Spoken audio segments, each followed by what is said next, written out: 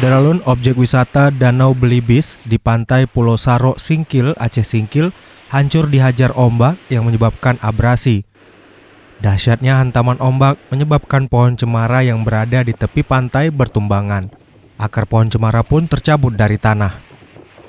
Selain menumbangkan pohon, pondok wisata milik Ismail Salah, pengelola objek wisata Danau Belibis, sebanyak 3 unit hanya tinggal tiang penyangga. Abrasi juga menyebabkan pesisir pantai habis terendam laut sekitar 60 meter ke arah darat. Kondisi itu mengancam pemukiman penduduk dan perkantoran yang ada di sekitar pantai Pulau Saro.